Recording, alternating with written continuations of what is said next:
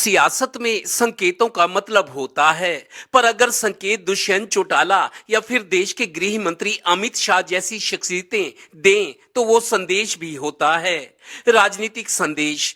दरअसल प्रदेश में यूं तो बीजेपी जेजेपी गठबंधन की सरकार चल रही है, पर गठबंधन के जूनियर पार्टनर जेजेपी से डिप्टी सीएम दुष्यंत चौटाला और उनके नेता अपने सियासी कार्यक्रमों में ताल ठोकते रहते हैं।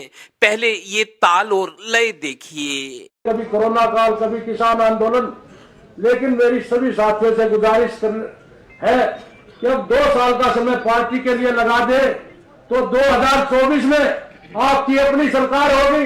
भाई दुष्यंत चौटाला जी हरियाणा के मुख्यमंत्री होंगे, ये मैं आपको भरोसा और विश्वास दिलाता हूं।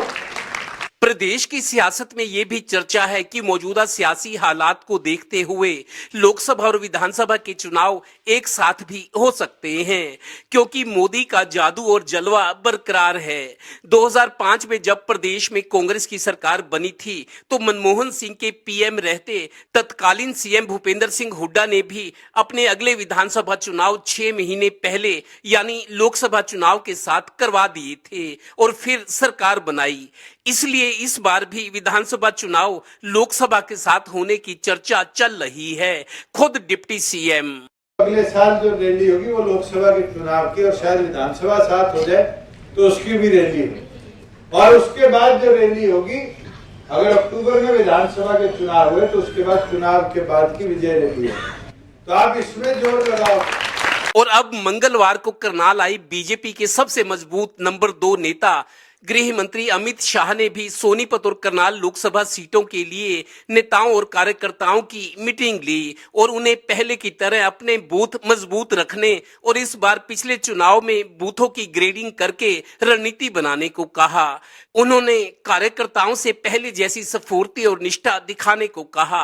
खास बात ये रही कि 29 जनवरी की अमित शाह की गोहाना रैली में दिए गए भाषण की हर हाल में आपको 10 लोकसभा सीटें जितवाकर मोदी जी को फिर प्रधानमंत्री बनाना है। हम सब मिलकर फिर से एक बार नरेंद्र मोदी जी को प्रधानमंत्री बनाने के लिए पुरुषार्थ करेंगे। हरियाणा की हर सीट, हर लोकसभा सीट पर भारतीय जनता पार्टी का कमल खिलेगा।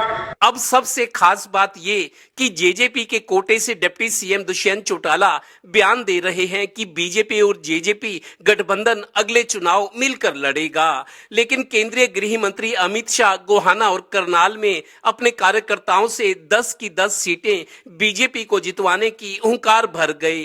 तो इसका मतलब ये भी है कि बीजेपी जेजेपी गठबंधन अगर मिलकर चुनाव लड़ता है तो बीजेपी जेजेपी को लोकसभा की सीट नहीं देगी, क्योंकि 10 की 10 लोकसभा सीटें बीजेपी ने जीती हुई है और अमित शाह लगातार अपने कार्यकर्ताओं से 10 की 10 लोकसभा सीटें जीतकर नरेंद्र मोदी को फिर से प्रधानमंत्री बनने का आह्वान कर रहे हैं।